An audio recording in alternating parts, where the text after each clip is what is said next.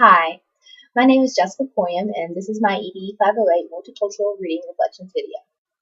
For my Reading Reflections video, I try to pick some topics and readings that we didn't discuss as much in class.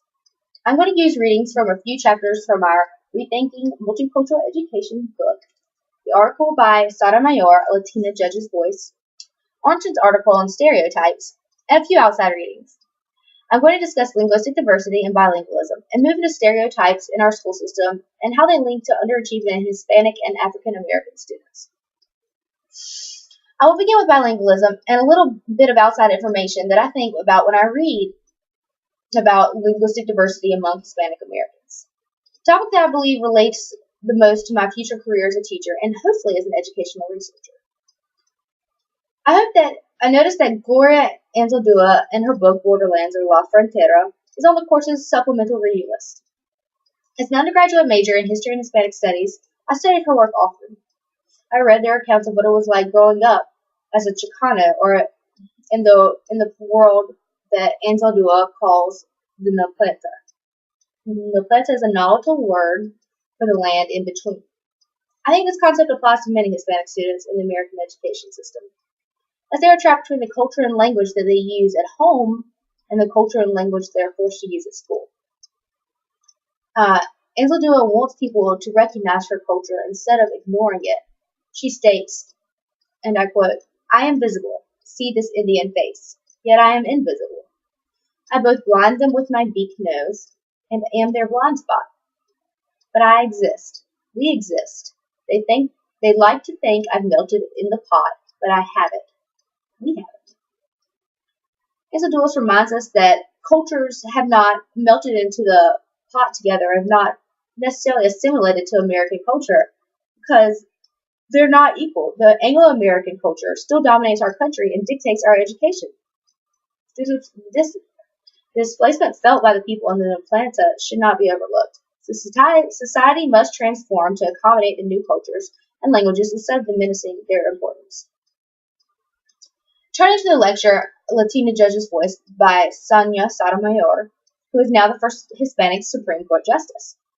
She discusses how being a Latina in America does not necessarily mean that you speak Spanish.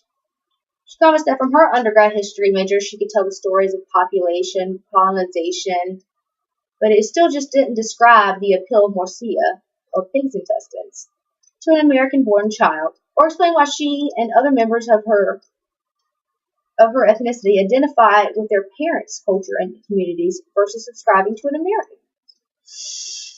Luckily, well, maybe unluckily, I had the pleasure of tasting morcilla while I lived in Spain, though I admit it is not a pleasure that I should ever care to have again. However, I feel like my understanding goes beyond what I learned in my formal schooling. Perhaps because I was able to taste the morcilla, so to speak, and understand what it was like to live in a place where you're not a part of the dominant culture or language. In fact, now I cannot imagine how I would view the world had I not learned another language. It really opened up my eyes to see the inequalities that exist not only before me, but all around the world. And they seem to be, and even especially in America, they seem to be perpetuated by our school system. A question that Sotomayor asks is, how do we promote our culture and ethnic identities in a society that is often ambivalent about how to deal with its differences? This question can be taken and redirected to our school systems. Bilingualism is not taught or encouraged in schools. Hispanic students are often taught and disciplined for not using standard American English. This also extends to speakers of African American English. In Rethinking Multicultural Education, the section on language, culture, and power contains many essays that show the relationship of these terms in a K-12 context. The first chapter, Putting Out the Linguistic Welcome Mat by Linda Christensen, describes the author's friend that is a new principal. This new principal comes back to her office one day, and she encounters 3 Hispanic students waiting for her because a substitute sent them there because they spoke Spanish in class. Of course, after firing the substitute, the principal began to look into more of the policies.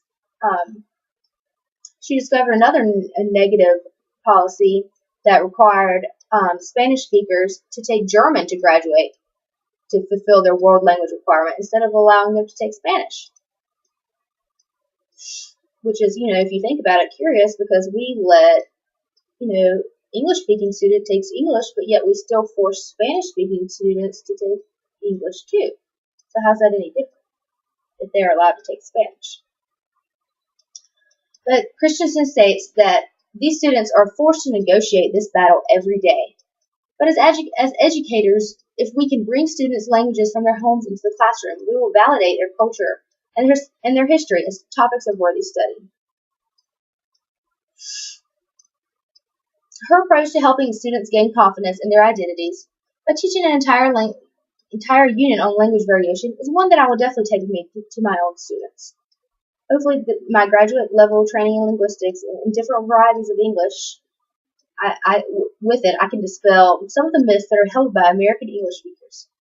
Even starting with the mention that African American English is actually a highly structured grammar system and is distinct from what people refer to as slang. I would also point out that the grammar rules in standard American English are completely arbitrary, and that most of them derive from the early 19th or late 18th century from men that wanted English language to be a model of Latin.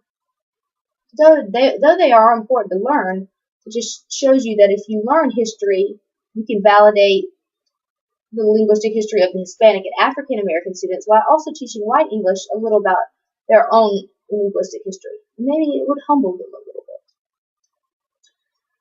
In Chapter 24 of Rethinking Multicultural Education, Denise Hansen involves her Spanish-speaking students in her classes by appointing them as her student assistants.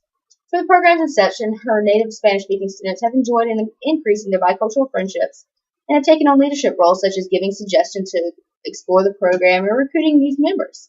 The approach is a wonderful way to ensure that your students will succeed academically and will also learn and come to appreciate another culture. It shows that multicultural education is multifaceted. It can go beyond academic understanding or cultural understanding to fostering characteristics such as responsibility, initiative, and leadership skills that are needed for student success in the adult world.